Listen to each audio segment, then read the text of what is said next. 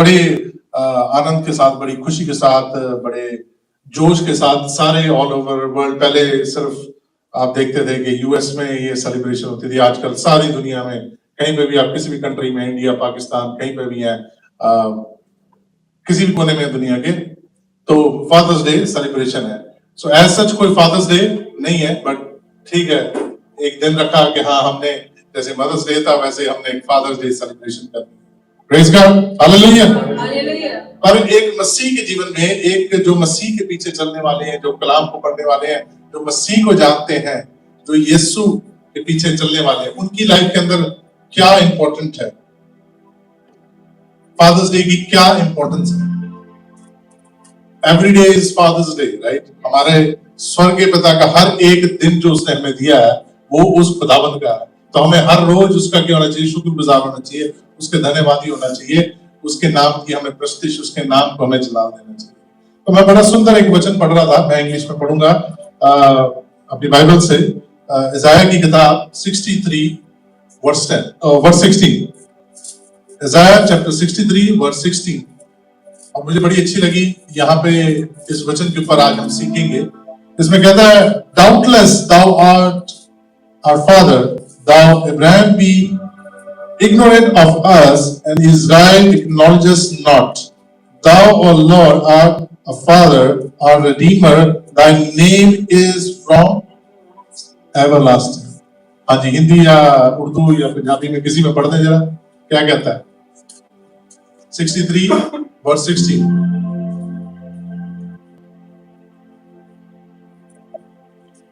निश्चय तू हमारा पिता है। यदि इब्राहिम हमें नहीं पहचानता और इज़राइल हमें ग्रहण नहीं करता, तो भी हे यहोवा, तू हमारा पिता और हमारा छुड़ाने वाला है। प्राचीन काल से यही तेरा नाम है। आमीन, हालेलुया, हालेलुया, हालेलुया। खुदावंद का कलाम क्या कहता है? हर एक जन के लिए, हर एक इंसान के लिए, हर एक इंसान, वो किसी भी बैकग्राउंड का हो सकता है, उसकी बैकग्राउंड कुछ भी हो सकती है, पर यहाँ पे जो वचन मेरे को बड़ा अच्छा लगा, बड़ा सुंदर लगा, कह रहा मेरे बाप दादाओं के नाम। उर्दू में पढ़े तो कैसे लिखा है जी, पढ़ देंगे अंकल? 63 वर्स 16 नहीं, इशाया की किताब, तो इशाया की किताब, उसमें क्या कहता है? कहता है कि मेरे बाप दादा इब्राहिम भी हो सकता है, अब्राहम भी हो सकता है, मेरा बाप दादा इज़राइल भी हो सकता है, ये सब नाम मेरे साथ है, मेरे ये नामों से मैं जाना जाता हूं, इन नामों से मैं पहचाना जाता हूं, ये मेरा पहचान है। पर ये कहता है ये मेरे किसी काम की पहचान, किसी काम की नहीं है। अब बड़ी सोचने वाली बात है। हम सब जानते हैं कि इब्राहिम को क्या गिना जाता है? द फादर ऑफ फेथफुल, है ना, विश्वासी, है ना, विश्वास करने वाले। क्या करने वाले? ईमान करने वाले, विश्वास करने वाले। इनको क्या गिना जाता है? इब्राहिम को गिना जाता है इनका पिता। पर यहाँ पे ये जब इज़ाया लिख रहा है, और ये यहाँ पे क्यों लिख रहा है? यहाँ पे ये गवाही दे रहे हैं। कहां से गवाही दे रहे हैं? गुलामी में से, स्लेवरी में से। बहुत सारे लोग आज गुलाम हो रखे किन चीजों के? हमारी अपनी ख्वाहिशों के, हमारी आदतों के, हमारी डिजायर्स के। तो ये कहां गुलाम थे? ये मिस्र में गुलाम थे, इजिप्ट में गुलाम थे, और वहां से ये गवाही दे रहे हैं। और तब वो बात कर रहा है, कह रहा है कि सब भूल सके हमें, कह रहा सब छोड़ चुके हैं, हमें सब भूल गए, पर मेरे परमेश्वर, मेरे खुदावन, तू हमें नहीं भूलता। Praise God. तो आज हम सीखेंगे एक फादर की ड्यूटी, एक रोल, और इस वचन के साथ साथ देखेंगे, इसको देखेंगे हम साथ में, और इसके ऊपर हम बने रहेंगे, इस कलाम के ऊपर हम बने रहेंगे। इसके ऊपर आपने ध्यान देना कि ये कलाम क्या कह रहा है ना, इस कलाम में से क्या हम सीख रहे हैं। तो मैं एक देख रहा था किस तरीके से फादर बनते हैं। फादर बनने के 3 तरीके हैं ना। एक है आप मैरिड हो, आपके बच्चे होते हैं, तो आप वो फादर बन गए। एक तरीका क्या है? आपकी मैरिज है, और आपके बच्चे भी नहीं है पर आप अडॉप्ट कर लेते हो, आप फादर बन गए। एक और तरीका है कि आप मैरिड हो, नहीं भी मैरिड हो, आप जो बच्चे अनाथ हैं उनको फॉस्टर केयर देते हो। यहाँ पे जैसे बोलते हैं आप उनको फॉस्टर केयर देते हो, तो आप लीगली उनके क्या हो, गार्डियन हो, पर आप फादर बन जाते हो नहीं। आप पेपर्स में आप बोल सकते हो कि आई एम अ फादर, पर फादर का काम क्या है, एक पिता का काम क्या है, एक बाप का जो रोल है, जो ड्यूटी है, जब तक वो पूरी नहीं होती तब तक आप पिता नहीं। जैसे हम बोल रहे थे हमारे स्पिरिचुअल फादर जब तक अपनी ड्यूटी ना निभाए तो वो क्या स्पिरिचुअल फादर है? नहीं, राइट। और ये बड़ा कंट्रोवर्शियल टॉपिक है, इसके ऊपर हम नहीं जाएंगे। कोई कहते हैं कि ये होता है नहीं होता, वो हम नहीं जाएंगे इसके ऊपर, पर हम ये सीखेंगे कि ड्यूटीज क्या है, एक पिता की ड्यूटीज क्या है ना। एक जो अडॉप्ट करने वाला फादर है उसका काम क्या है, उसने एक बच्चा जो अनाथ था, जिसका माँ बाप नहीं था, जिसके दुनिया के अंदर बायोलॉजिकल जिन्होंने उसको पैदा किया उसके माँ को वो मर गई या किसी तरीके से भी वो उसके पास नहीं है, तो वो एक अडॉप्टिव फादर क्या करता है, वो जाता है और वो कहता है कि इन बच्चों की देखभाल मैं करूंगा। एक मैरिज के अंदर एक आदमी एक औरत से शादी करता है और उनके जो बच्चे होते हैं वहां पे एक आदमी रिस्पॉन्सिबिलिटी लेता है कि मैं अब क्या करूंगा, ये जो परिवार बनेगा इनकी रिस्पॉन्सिबिलिटी एंड ड्यूटी मेरी है। अब उस रिस्पॉन्सिबिलिटी और ड्यूटी में क्या क्या चीजें आती हैं। एक आदमी की रिस्पॉन्सिबिलिटी खुदा ने क्या करी थी डिसाइड, जब खुदा ने डिजाइन किया सारा सिस्टम, तो एक आदमी की रिस्पॉन्सिबिलिटी क्या की, सबसे पहले उसको बोला कि तेरा इन सारी चीजों के ऊपर क्या है, अधिकार। अब आदम कहता कि मैं अकेला इतना सारे कैसे संभालूंगा। आदम का सवाल था ये कि अकेला मैं कैसे करूंगा, क्योंकि ईडन गार्डन जो था वो छोटा नहीं था, ईडन गार्डन बहुत बड़ा था और उसके अंदर क्या थे, उसके अंदर अलग अलग एनिमल्स भी थे, उसके अंदर अलग अलग प्लांट्स भी थे जिनकी क्या करनी पड़ती थी, टेक केयर करनी पड़ती थी, कुछ ना कुछ करना पड़ता था। तो आदम क्या कह रहा है कि मैं अकेला कैसे करूंगा। खुदा ने क्या कहा, आदम ने कहा ये कि मैं अकेला कैसे करूंगा, नहीं कहा। आदम ने ये नहीं कहा कि मैं अकेला कैसे करूंगा, खुदा ने कहा ये तेरे इख्तियार में है, तूने इसको सारे को हैंडल करना है। आदम ने क्या कहा, ठीक है मैं क्या करूंगा, इसकी रिस्पॉन्सिबिलिटी लूंगा। पर फिर खुदा ने ये देखा कि आदम जो है वो अकेला है। खुदा ने देखा कि आदम अकेला है, तो खुदा ने उसके लिए एक हेल्पर, एक उसके सहायक, उसके साथ देने वाला साथ में जोड़ा। और सबसे पहली क्वालिटी और रिस्पॉन्सिबिलिटी आदम को दी गई लीडरशिप। एक पिता का काम जो है लीडरशिप, एक फैमिली को लीड करना है, एक फैमिली के पीछे चलना नहीं है, एक फैमिली के साथ चलना नहीं है, उसका काम क्या है, लीड करना है। बहुत सारों के पास एक्सक्यूज भी होते हैं कि मैं नहीं कर पा रहा हूं। किसी का एक्सक्यूज है कि मेरे को समझ नहीं आ रहा, मैं दुनिया के अंदर मैं इतना तेज नहीं। किसी का एक्सक्यूज है मैं ये हूं, किसी का एक्सक्यूज कुछ भी है। पर खुदा ने क्या कहा, मैंने तेरे को डिजाइन किया। वो डिजाइन के अंदर एक डिफॉल्ट डिजाइन है ना, जैसे ये माइक है, ये माइक के अंदर एक डिजाइन है कि इसके अंदर से आवाज जो है बाहर जाएगी। अब ये माइक किसी भी कंपनी का हो सकता है, पर ये डिजाइन क्या बनाया गया है कि ये इस आवाज, इससे जो आवाज है वो स्पीकर में जाएगी और स्पीकर से बाहर दूसरा। इसी तरह आदमी को डिजाइन किया है कि लीड करने के लिए।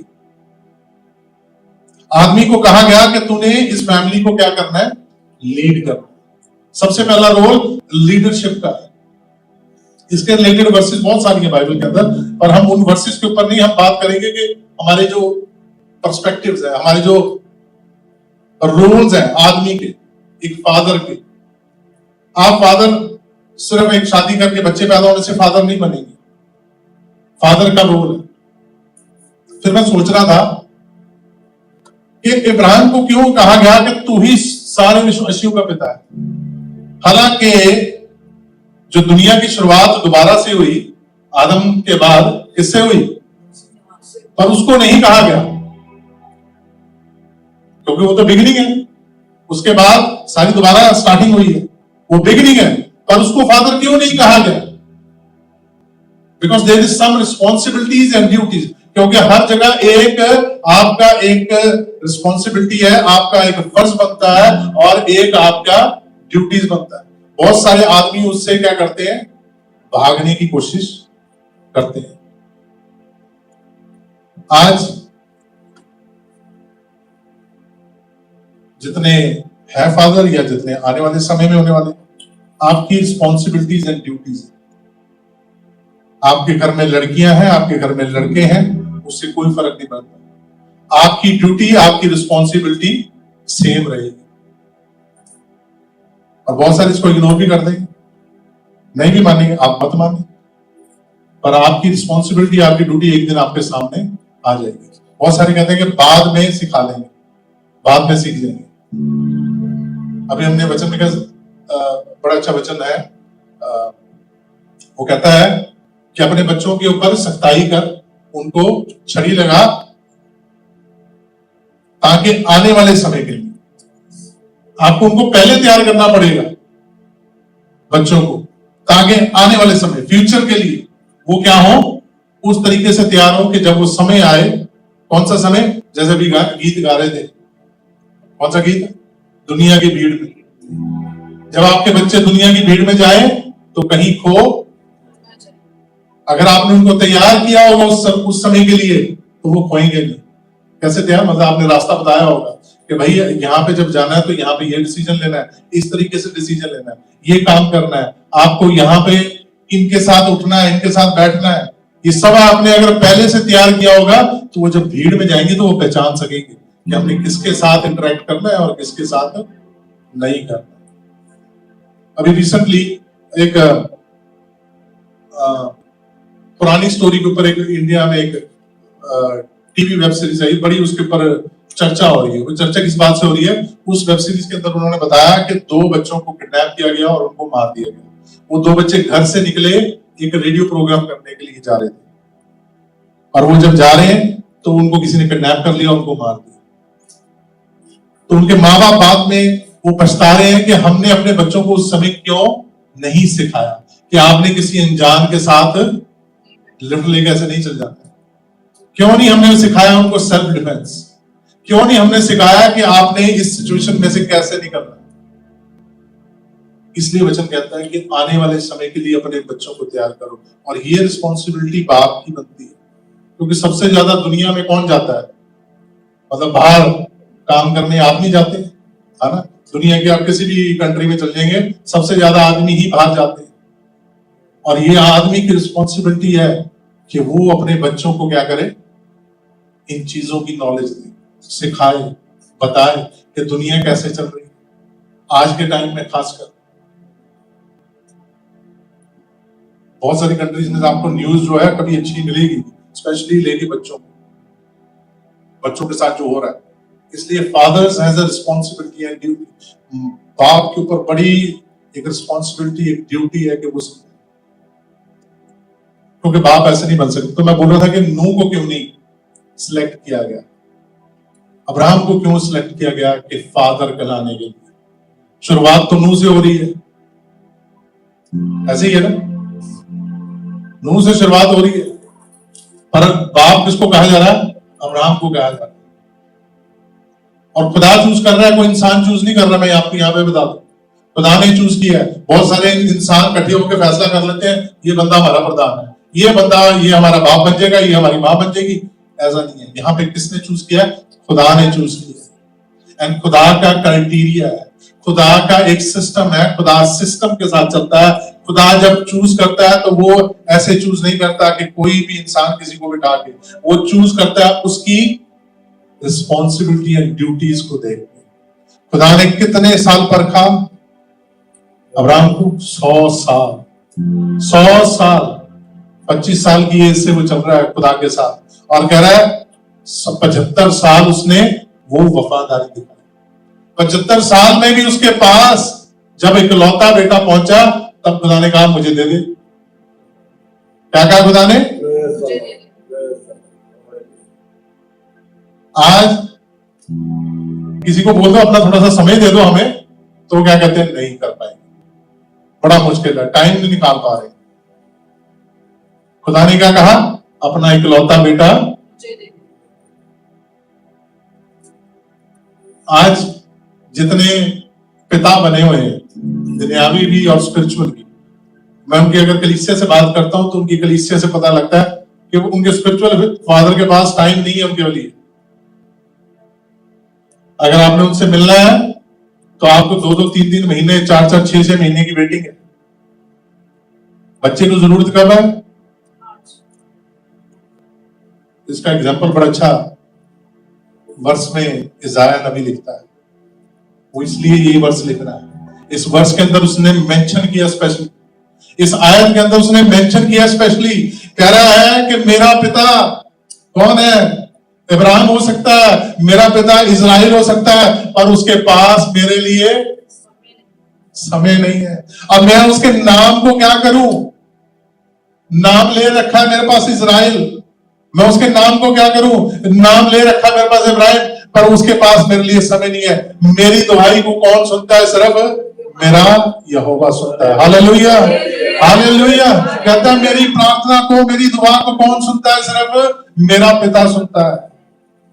हम भी हो सकता है बहुत सारी सिचुएशन में ऐसे हो जहां पे दुनियावी हमारा पिता हमारे साथ नहीं हो सकता हर सिचुएशन में, पर आपका स्वर्गीय पिता, हालेलुया, हालेलुया, आपका स्वर्गीय पिता आपकी दुआई को सुन रहा है, आपका स्वर्गीय पिता आपकी प्रार्थना को सुन रहा है। Your heavenly Father is listening। वो हमेशा कान लगाए बैठा रहता है। हमारे दुनियावी पिता हमारे लिए सब कुछ करते हैं, पूरी कोशिश करते हैं। हमारे फादर ने हमारे लिए बड़ी कोशिश की, हमें अच्छी जगह पे रखा, हमारे को अच्छी एजुकेशन दिलाई, सब तरीके से जितनी भी अच्छी तरीके हो सकती है मेहनत करके हमारे लिए किया, हार्डवर्क के साथ। हर पिता चाहता है, वचन कहता है कि अगर तुम दुनियावी पिता होके क्या करते हो अपने बच्चों के लिए अच्छा सोचते हो, तो मैं तो तुम्हारा स्वर्गीय पिता हूं, तो मैं क्या करता हूं तुम्हारे लिए अच्छे से अच्छा सोचूंगा, बेहतर से बेहतर सोचूंगा। बट एक फादर की रिस्पॉन्सिबिलिटीज यहीं पे खत्म नहीं हो जाती। लीडरशिप के बाद नेक्स्ट उसकी रिस्पॉन्सिबिलिटी है स्पिरिचुअल गाइडेंस। अपने बच्चों को क्या करना है? Spiritual guidance. स्पिरिचुअल गाइडेंस कहां से आती है? Discipline and resistance. डिसिप्लिन के साथ, जब एक पिता क्या करता है? डिसिप्लिन, अपने घर में, अपनी आदतों में, अपने बिहेवियर में, अपने बच्चों के साथ डिसिप्लिन दिखाएगा, डिसिप्लिन के साथ चलेगा, क्या होगा? वो बच्चे जब बड़े होंगे, इब्राहिम जब इज़ाक को साथ लेके गया कुर्बानी के लिए, तो उसने बताया नहीं उसको कि किस लिए हम जा रहे हैं। उसने कहा कुर्बानी करने जा रहे हैं। उसको ले गया, पहाड़ पे ले गया। पहाड़ पे जब ले गया तो वहां पे उसके साथ वो क्या डिस्कस कर रहा है कि अब हमने क्या करनी है? कुर्बानी करनी है, हमने सैक्रिफाइस करना है। तो क्या कह रहा है उसको? क्या कर रहे? लकड़ियां इकट्ठी कर ले। अभी भी नहीं उसको बता रहा है कि किसको करना है। जब उसके सारा कुछ हो गया, अब क्या कह रहा है? अब तो तेरे को, अब वो जो बेटा है वहां से भागा नहीं है, जो उसका बेटा है वहां से भागा नहीं है। जब उसको वो लटाने लगा तब भी वो कह सकता है कि पिता तूने कैसे मेरे को, मैं तो तेरा इकलौता बेटा हूं, तू क्या करने जा रहा है? मेरे को ही सैक्रिफाइस करने जा रहा है। तब भी वो भागा नहीं है। क्यों नहीं भागा? क्योंकि उसने हमेशा, अब्राहम ने सबसे पहले प्रायोरिटी किसको दी अपने घर में? खुदाबंद यहोवा को। उसने हमेशा अपने बच्चों को सिखाया कि सबसे ऊपर, सबसे आगे, सबसे पहले कौन है? मेरा यहोवा है, उसके बाद सब है, उसके बाद सारे नेक्स्ट है। तो इज़हाक क्या करता है? वो जानता है कि अगर खुदा ने अगर कोई प्लान रखा है तो मेरे पिता को अगर वो प्लान पता है तो वो सही ही होगा, क्योंकि शुरू से क्या चल रहा है, यही प्लान चल रहा है। मैं जब से पैदा हूं मेरे पिता के जुबान से एक ही नाम निकल रहा है कि मेरा यहोवा जो है वो सब कुछ हमारे लिए करता है। हालेलुया। हमारा स्वर्गीय पिता जो है वो हमारे लिए क्या करता है, अच्छा करता है। Hallelujah, hallelujah. तो उसको लकड़ियों पर भी लिटा रहा है, तब भी वो जो बेटा है वो कहीं नहीं जा रहा है, तब भी उसका बेटा क्या कर रहा है, वहीं पे साथ में, क्योंकि रोज उसने डिसिप्लिन दिखाया था। अब्राहम ने रोज सिखाया था कि सबसे पहले किसको देना है टाइम, अपने यहोवा को देना है। सबसे पहले कुछ भी करना है तो किसके पास जाना है, यहोवा के पास जाना है। सबसे पहले अगर आपने कोई चीज आपके घर में आई है तो वो किसको देनी है, यहोवा के आगे रखनी है। सबसे पहले आपने किसका हिस्सा निकालना है, यहोवा का हिस्सा निकालना है। सबसे पहले आपने अगर अपनी लाइफ का कोई डिसीजन लेना है तो उसको पूछना है। हालेलुया। तो वो जानता था कि यहोवा यरी मुहैया करेगा। Hallelujah, hallelujah. अगर आज हम जानते हैं कि यहोवा यरी मुहैया करेगा तो हमारे पिता जो है उनको भी उसी तरीके से डिसीजन, उसी तरीके से डिसिप्लिन स्टेन करना पड़ेगा इन फैमिली से। मुश्किल की बात नहीं है, परेशानी जितनी मर्जी आए। आपको क्या लगता है कि इब्राहिम जब निकला है वो बियाबान में जब घूम रहा था तो उसके लिए जिंदगी आसान थी? आसान नहीं थी। आज हम गाड़ी में आते हैं, उस समय उनके पास क्या थी, बैलगाड़ी होगी, राइट। तो बैलगाड़ी के अंदर आप अगर वो एरिया को देखें, अगर आप गूगल करके देखें तो वो एरिया बड़ा ड्राई एरिया, सूखा एरिया, वहां पे पानी इतनी इजीली से नहीं मिलता, खाने के लिए चीजें इतनी इजीली से नहीं मिलती हैं। पर इब्राहिम क्या हुआ, खुदावंत के हुक्म को पूरा करने के लिए वो सब अपने साथ लेके चल पड़ा। हालेलुया। मैं इसलिए आपको बोल रहा हूं इमेजिन करने को, क्योंकि हम सिर्फ पढ़ते हैं, हम इमेजिन नहीं कर पाते कई बार। पर आप ये सोच के देखें, आज इतनी गर्मी हो, अगर मान लो आज गर्मी है तो हम कहते हैं कि एसी हम जरा पूरा कर दें, और वहां की जो हवा है उसके अंदर ड्राइनेस इतनी है कि वहां पे जो पेड़ पौधे हैं वो सर्वाइव नहीं कर पाते। आपको दिखेगा वो ड्राई, इतनी जल्दी ड्राई हो जाते हैं, उनको पानी, वहां पे सिर्फ वही पेड़ और पौधे सर्वाइव करते हैं जिनको कम पानी लगता है। और अब्राहम ने क्या किया, वो कम पानी वाला पौधा बना। हालेलुया। उसने अपने आप को उस तरीके से डिसिप्लिन किया कि जितनी मर्जी परेशानी आती है, जो मर्जी होता रहे, मैं अपने यहोवा के साथ वफादारी रखूंगा, ईमानदारी मैं रखूंगा। मेरी ईमानदारी किसके साथ है, यहोवा के साथ। Third quality of father, responsibility quality, integrity and love.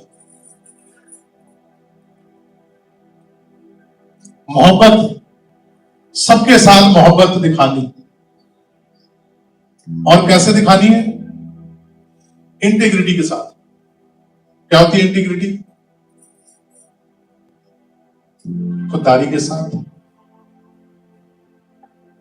आप ऊंचा नीचा अपने बच्चों को जब हम सिखाते हैं कि ये, मान लो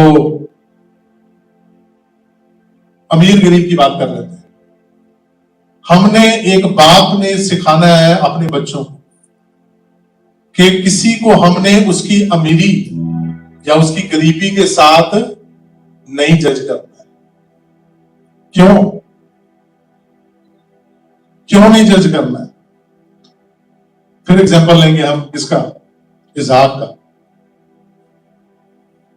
इसहाक की जब शादी होनी थी, क्या जिससे उसकी शादी हुई अमीर परिवार था?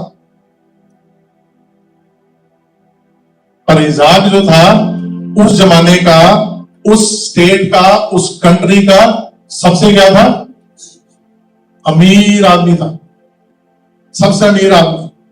और उसके बाप ने हमेशा उसको सिखाया था कि हम ये जितने भी इंसान आपको दिख रहे हैं इस धरती के ऊपर, ये सब यहोवा के क्या है, बनाए हुए हैं।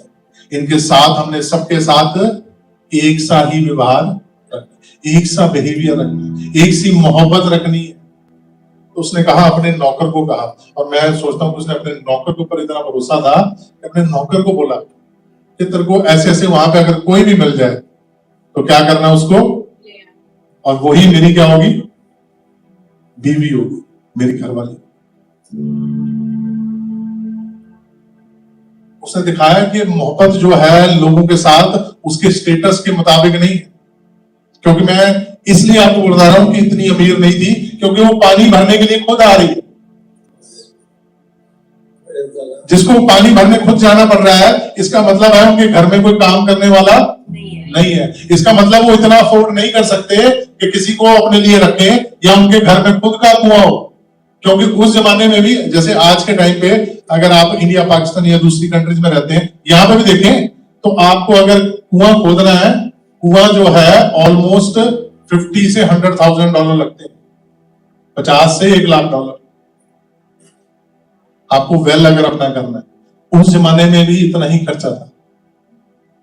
अगर आप अमीर हैं तो आप क्या करते हैं, अपने घर में ही कुआं खोद लेते हैं, आपको पानी भरने के लिए बाहर। पर अगर आप सिर्फ आपको गुजारा चल रहा है तो आपको कहां जाना पड़ता था, जो लोकल कुआं था सबके लिए जो होता है, वहां जाते हैं। और कौन भरने के लिए आई पानी वहां पे?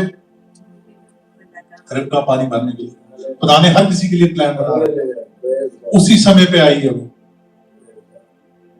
अच्छी फैमिली, इतनी अमीर फैमिली से नहीं थी, पर खुदा जानता था कि इसको मैंने, इस लड़की को इसके माँ बाप ने बड़े अच्छे से पाला हुआ, इसके माँ बाप ने इसको अच्छी शिक्षा दी है ताकि ये उस फैमिली में जाके आने वाली फैमिलीज के लिए क्या करे, आने वाली जनरेशन के लिए एक ब्लेसिंग बनेगी। Hallelujah, hallelujah, hallelujah, praise God.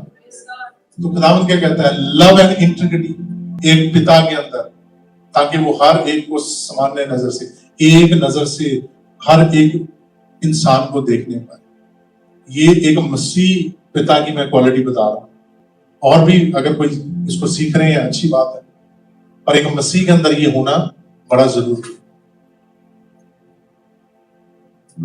बहुत जरूरी है। लास्ट की जो है, लास्ट की वो कहता है प्रोवाइडर। ये तो सारे दुनिया में है, क्या चीज? प्रोवाइडर। बहुत मेहनत करने वाला, जिस तरीके से भी वो कर सकते हैं, अपने घर की हर जरूरत को पूरा करना एक पिता का, किसका काम है? ये डिजाइन है। खुदा ने ऐसे ही शुरुआत में आदम को डिजाइन किया था, और वो डिजाइन चलता आ रहा है, और वही डिजाइन चलेगा आने वाले समय। क्यों चलेगा? आदम को क्या कहा? तेरे को मैं कंट्रोल दे रहा हूं, कंट्रोल के साथ साथ क्या आएंगी? रिस्पॉन्सिबिलिटीज। कंट्रोल के साथ साथ क्या आएंगी? Responsibility and duties. आपके फर्ज और आपकी ड्यूटी दोनों साथ और साथ चलेंगे। बहुत सारे आदमी बोलते हैं हमारी वाइफ हमारी रिस्पेक्ट नहीं करती। रिस्पेक्ट कैसे की जाएगी? जब आप अपनी रिस्पॉन्सिबिलिटी और ड्यूटी को निभाएंगे, आपकी रिस्पेक्ट ऑब्वियस है की जाएगी। जब आप अपनी रिस्पॉन्सिबिलिटी और ड्यूटी को नहीं निभाएंगे तो आपकी रिस्पेक्ट, नॉर्मल सी बात है। क्यों? क्योंकि एक इंसान को दोनों काम करने पड़ रहे हैं, तो वो क्या होगा? वो तो हमेशा खिंचा रहेगी। वो घर का भी देख रहा है और बाहर भी उसको काम करना पड़ रहा है डबल। या वो घर को नहीं संभाल पा रहा, वो उससे खिंच जाएगा कि मैं अपने बच्चों को नहीं देख पा रहा। औरत की बात कर रहा हूं मैं। वो क्या हो जाएगी? फ्रस्ट्रेशन हो जाएगी। फ्रस्ट्रेशन में क्या निकलेगा? गुस्सा निकलेगा। गुस्से से क्या होगा? झगड़ा होगा। झगड़े में क्या होती है? डिसरिस्पेक्ट होती है। वो इज्जत अपने आप कम। अब आदमी क्या कह रहा है? मैं तो कर रहा हूं। आपको ज्यादा करना पड़ेगा, अपनी काबिलियत से ज्यादा करना पड़ेगा, क्योंकि आपको उस दिन वो खुदा ने आपको वो कंट्रोल दिया था और आपने क्या किया था? एक्सेप्ट किया था। मलकियत ली थी, आपने ली थी ना। आदमी ने कहा था ना कि हाँ ठीक है, मालिक हूं मैं। तो मालिक को क्या होता है? सबसे ज्यादा सहना पड़ता है, सबसे ज्यादा मेहनत करनी पड़ती है। लास्टली प्रोवाइडर तो है। अब हम एग्जाम्पल लेंगे, बड़ा अच्छा एग्जाम्पल। फादर कैसे, मैंने बोला था कि नूह को चूज नहीं किया, अब्राहम को चूज किया, सैक्रिफाइस। उसका एक और ग्रेट एग्जांपल है जीसस क्राइस्ट, यीशु नासरी। यीशु नासरी ने वैसी ही मोहब्बत दिखाई जैसे एक हमारा स्वर्गीय पिता दिखाता है। हालेलुया। उसने अपने आप के बारे में ना सोच के सिर्फ किसके बारे में सोचा? हम सब के बारे में। हालेलुया। इसलिए आप और मैं आज यहां बैठे हैं। उसने पिता जैसी मोहब्बत दिखाई। उसने तभी कहा कि जिसने मुझे देख लिया उसने किसको देख लिया? बाप को देख लिया, पिता को देख लिया, अपने स्वर्गीय खुदावंद को देख लिया, उस खुदावंद को देख लिया जो स्वर्ग में बैठा है, जो तख्त में बैठा है, जो न्याय करने वाला खुदावंद है। कहता अगर तुमने मुझे देख लिया तो तुमने किसको देख लिया? उस स्वर्गीय पिता को देख लिया।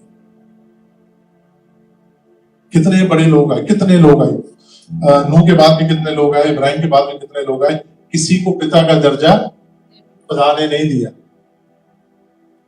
अब्राहम को दिया और उसके बाद यीशु को कहा कि ये मेरा बेटा है। अब बेटा क्या कह रहा है?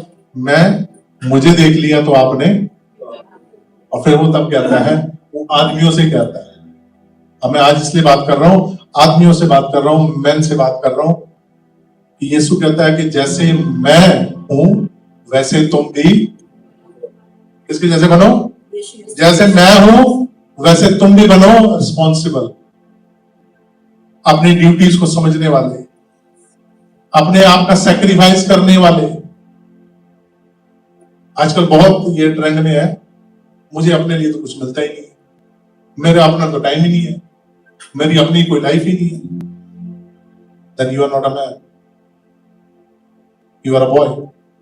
आप सिर्फ एक लड़के हैं, क्योंकि आदमी का काम क्या है? सारी चीजों को भूल के जो उसने रिस्पॉन्सिबिलिटी ली है उसके ऊपर ध्यान देना। आदमी की रिस्पॉन्सिबिलिटी यही है कि वो अपनी सारी ड्यूटीज को निभाए। आदमी का काम ये है कि उसका ये सारा, तभी खुदा ने जब पनिशमेंट की बात हुई ना, सबसे पहले पनिशमेंट किसको दी? किसको दी? औरत को दी थी कि आदम को दी थी? स्टोरी को पता है आपको? जेनेसिस की स्टोरी किसको दी थी? आदम को क्यों दी? खाया किसने था पहले? खाया औरत ने था, पर पनिशमेंट किसको मिली? ये नाइंसाफी हुई है। आंटी कह रही यस, इनजस्टिस हुआ। आंटी इनजस्टिस हुआ, और खुदा ने क्या बोला कि मैंने तुझे क्या बनाया था? इंचार्ज बनाया था। खुदा ने कहा कि मैंने तुझे क्या बनाया था? इंचार्ज बनाया था, कंट्रोल दिया था मैंने तेरे को कंट्रोल करना चाहिए था। अगर उसने गलती कर भी दी तो तेरा काम था उसको क्या करना? सही करना, करेक्ट करना मेरे साथ। पर तू क्या हो गया उसी के साथ? आज भी बहुत सारे आदमी क्या करते हैं, दोनों ने कहा अपने मैंने जानता उसने मुझे दिया, तो कहती है औरत के साथ लग के फिर क्या कहते हैं वो भी गलत हो। अब इसने किया, वो करना ही पड़ेगा।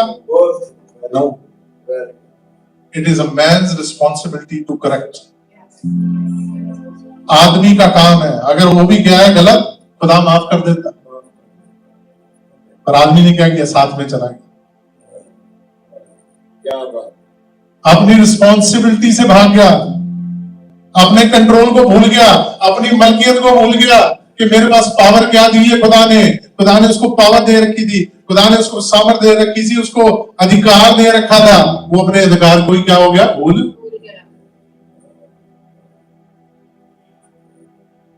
भूलना नहीं है, हमने याद रखना है कि खुदा ने हमें कंट्रोल दिया है। उसने कहा ask and you will be given.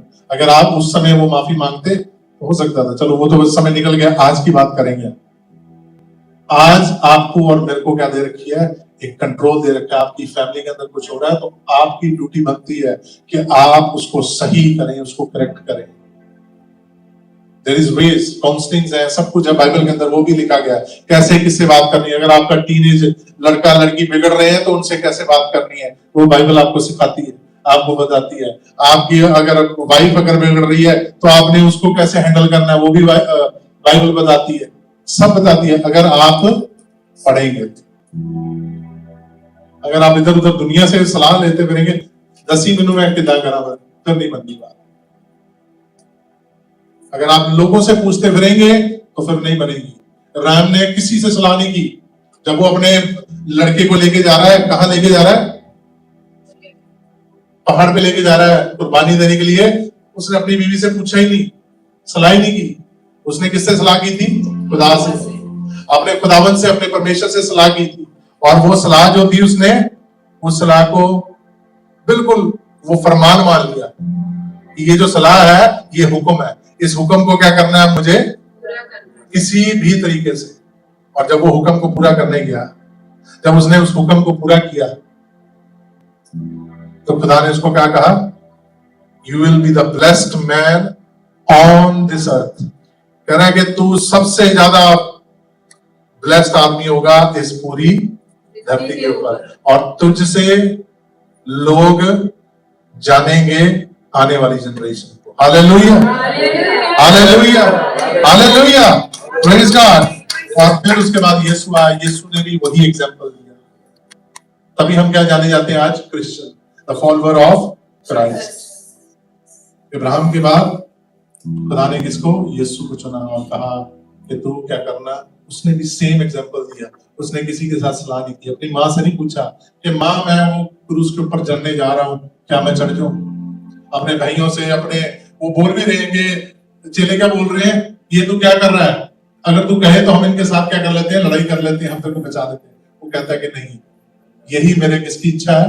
यही मेरे खुदावंद की, ये मेरे भेजने वाले की यही ख्वाहिश है, यही उसकी हुक्म है, उसी को मैं पूरा करने के लिए आज आया हूं। आज ही हम जितने भी आदमी हैं, ऑल द मैन जितने भी हैं, आपके जीवन के अंदर भी, आपकी लाइफ के अंदर भी उसी खुदावंद की जो ख्वाहिश है, उसकी जो इच्छा है वो पूरी होनी चाहिए। हालेलुया।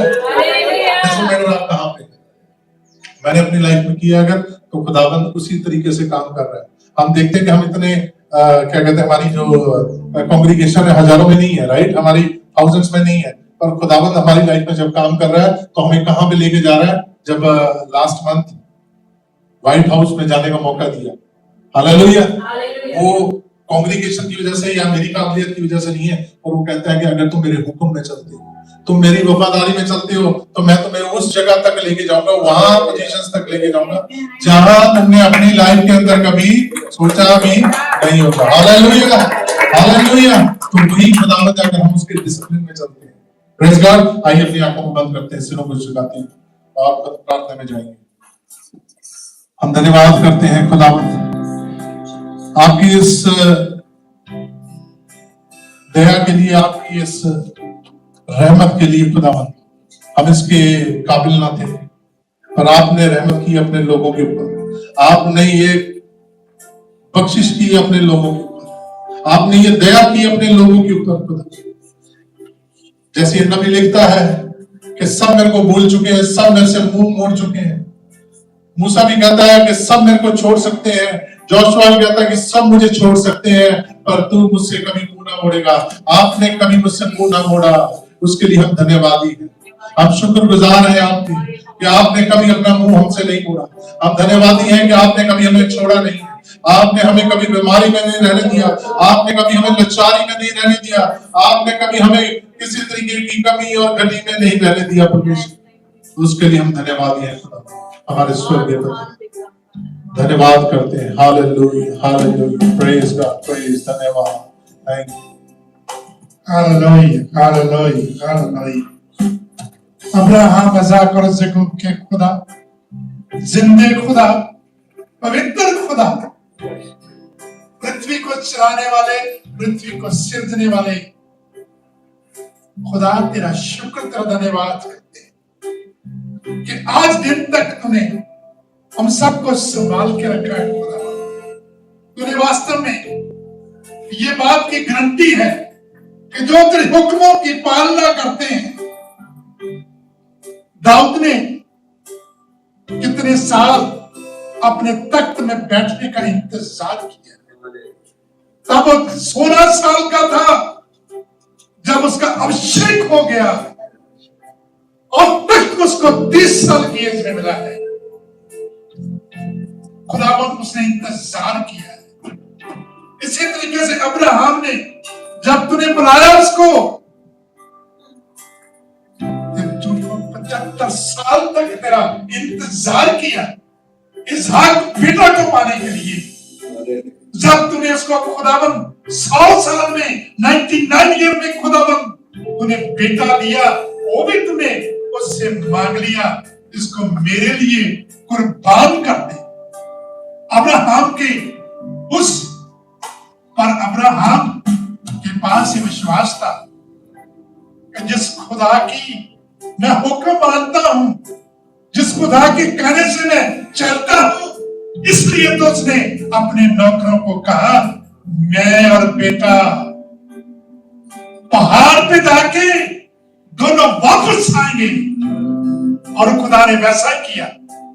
जब उसको देखा कि उसने इसहाक के ऊपर अपना छुरा उठाया है, तब ऊपर से आवाज आती है, अरे अब्राहम मैं इस बात से खुश हूं, प्रसन्न हूं कि तेरे को मैंने जो बुढ़ेपे में बेटा दिया था वो भी मेरे से तूने छिपाया नहीं, तूने बलिदान देने के लिए तैयार हो गया। आज जितने भी ऑनलाइन मुझे सुन रहे हैं, दुनियावी पिता भी अब्राहम की तरह अपनी लाइफ का जो सबसे अच्छे से अच्छा हिस्सा है, हमारे बिजनेस का, हमारी कमाई का जो भी है, वो खुदा को दो, तभी खुदा तुम्हें अब्राहम की तरह धर्मी पाएगा। सबसे पहली हमने इज्जत आनंद उस खुदा को देना है अपनी लाइफ, अपने घर में हर जगह। जैसे अब्राहम ने अपने बिजनेस हर जगह पे उस खुदा का ऑनर किया, उसकी इज्जत करी, तब भी उसको पूरे पिता कहा गया, तब भी उसको विश्वासियों का पिता कहा गया। आज मैंने और आपने भी अब्राहम की तरह, और यीशु ने जब चेले उसके पास आके कह रहे थे, जब लोग उसको आके कह रहे थे तेरे माँ बाप बाहर तेरा इंतजार कर रहे हैं, और यीशु ने भी ये बात कही, मेरे भाई बहन वो है जो मेरे पिता की इच्छा को चलते हैं, मानते हैं। इसी तरीके से यीशु ने भी जब पिता की इच्छा को पूरी करा, तब भी उससे वो नाम दिया गया, स्वर्ग के नीचे पृथ्वी के ऊपर और कोई नाम नहीं है जो यीशु को दिया गया। जेकर मैं और आप भी इसी बात में चाहते हैं कि खुदा हमेशा हमारी मदद करे, सहायता करे। हमेशा खुदा का वचन लिखा है कि मैं तुझे उत्तम से उत्तम चीजों को से ब्लेस करूंगा। कभी भी मलाकी में लिखा है कि जेकर तुम मेरे घर में पूरे विश्वास लेके आओगे तो मैं वो बारिश कर दूंगा, आसमान से बारिश कर दूंगा, तेरे रखने के लिए जगह नहीं होगी। और इसहाक ने एक ही बात में, जब खुदा ने कहा कि 20 वो अकाल के दिनों में भी, और इसहाक ने 100% आशीष, उसका 20 एक भी खराब नहीं हुआ, 100% उसने खेती जब की अकाल के दिनों में आशीष पाई। जेकर मैं और आप भी 100% उस खुदा के आशीष पाना चाहते हैं, हमने पहला दर्जा उस खुदा को देना है। सब बातों में फर्स्ट खुदा को रखना है, जैसे अब्राहम ने रखा। खुदा तेरा फिर से शुक्र करता हूँ, धन्यवाद करता हूँ। जितने भी लोग यहाँ मौजूद हैं, खुदावन स्पेशल खुदावन, मेरी खुदावन तेरे अरदास से बेनती है, कल जैसे हम हॉस्पिटल में खुदावन यश का बेटी के लिए प्रार्थना करके आए थे, मेरा पूरा विश्वास है खुदावन जब हम प्रार्थना करने गए थे, पहले दिन उसके लिए प्रार्थना करी थी, खुदावन आईसीयू से उसको खुदावन नॉर्मल वार्ड में शिफ्ट कर दिया था। अब भी हम पूरे विश्वास के साथ उसकी कंप्लीट सेवाई मांगते हैं, उस बेटी को कंप्लीट सेवाई देके खुदावन हॉस्पिटल से बहुत जल्दी डिस्चार्ज होने पाए।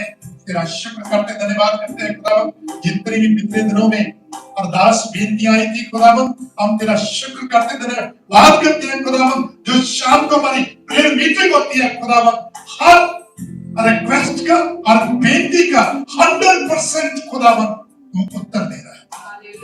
जिस पर्पस के लिए, जिसके लिए प्रार्थना की जा रही है, यीशु तो बहुत जल्दी उसका उत्तर देता है।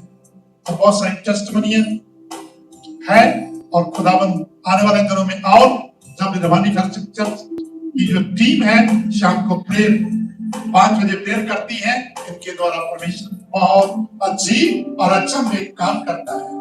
जो कुछ भी ये प्रार्थना में मांग रहे हैं उस परमेश्वर इनको इनकी प्रार्थना सुन के इनका उत्तर दे रहा है, आशीष दे रहा है, बरकत दे रहा है और रोगियों को चंगा कर रहा है। मेरा शुक्र धन्यवाद यीशु मसीह, मेरी प्रार्थना को सुना और कबूल किया। आमीन। आए मेरे बाप जो आसमान में है, तेरा नाम पाक माना जाए, तेरी बादशाहत आवे, तेरी मर्जी आसमान पे पूरी होती है जमीन पे भी। और रोज की रोटी आज हमें दो, जैसे हम दूसरों को कसूर माफ करते, मेरे कसूर को माफ कर। हमें इज़्माइश डाला, बुराई से बचा, क्योंकि बादशाह कुदरत जला हमेशा हमेशा। आमीन। पिता का प्यार ये स्वर्गीय पिता आत्मा की सभा उन तो लेके हमेशा तक रवानी भर जब चर्च के छोटे बच्चे से लेके बड़े तक तमाम पास्टर तमाम विश्वासी जितने भी लोग ये सूत्र नाम पे विश्वास रखते हैं सबको खुदा जब तक तो बादलों पे ना आए सबको आशीष देगी और सलाम सबको जय मसीह की।